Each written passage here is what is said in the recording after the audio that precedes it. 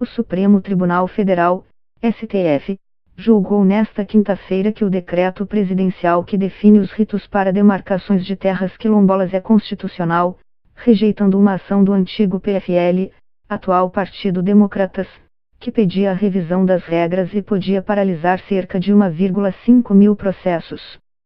10 ministros votaram pela constitucionalidade do decreto, e apenas um relator, César Peluso, que deixou a corte em 2012, quando começou o julgamento, votou contra. A decisão foi considerada histórica por quilombolas.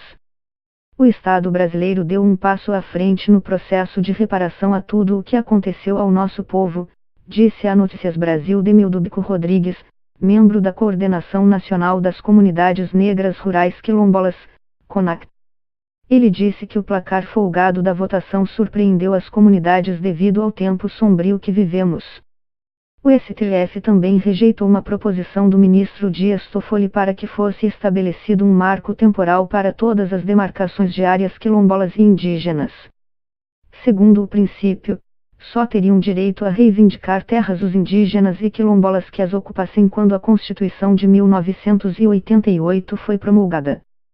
A adoção do conceito do marco temporal é defendida pela bancada ruralista no Congresso, mas combatida por indígenas e quilombolas, muitos dos quais dizem ter sido expulsos de seus territórios originais antes de 1988. Segundo Toffoli, a falta de um marco temporal tem travado as demarcações, ao torná-las mais complexas. Ele disse que o princípio só não deve ser observado nos casos em que as comunidades tenham sido apartadas das terras ancestrais por ato ilícito. O ministro Edson Fachin afirmou, no entanto, que muitas comunidades teriam dificuldade em comprovar a posse das terras antes de 1988, já que as realidades quilombolas eram absolutamente invisíveis até pouco tempo. A postura foi endossada pela maioria dos colegas. A ação direta de inconstitucionalidade levada ao STF quando o DIEM ainda se chamava PFL, em 2003 questionava a validade de um decreto presidencial que define os critérios para a demarcação dessas áreas. Na terça-feira, o atual presidente do DIEM, senador José Agripino Maia, disse à Notícias Brasil que o partido havia mudado sua postura em relação ao tema e que a sigla cometerá um equívoco ao propor a ação. Como o julgamento já havia começado, porém, não era mais possível retirá-la. Juristas avaliavam que, se o decreto fosse derrubado, as demarcações seriam paralisadas até o estabelecimento de novas regras, o que não teria prazo para ocorrer. Segundo o INCRA, Instituto Nacional de Colonização e Reforma Agrária, 220 territórios quilombolas já foram titulados no país, e outros 1,5 mil estão em processo de regularização.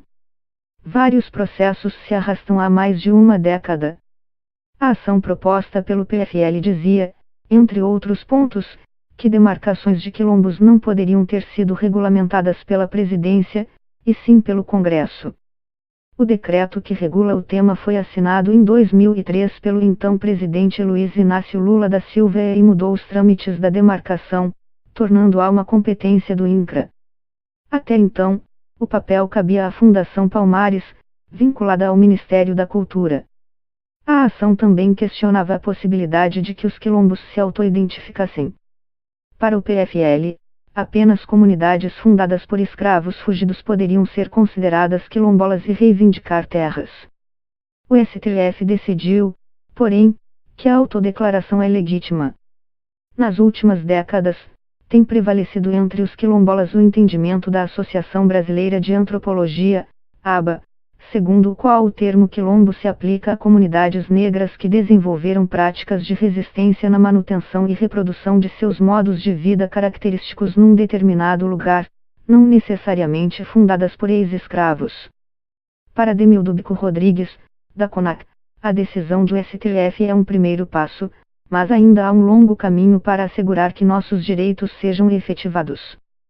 Ele disse que o principal desafio das comunidades agora é dialogar com o executivo para que sejam mobilizados recursos para acelerar os processos de demarcação.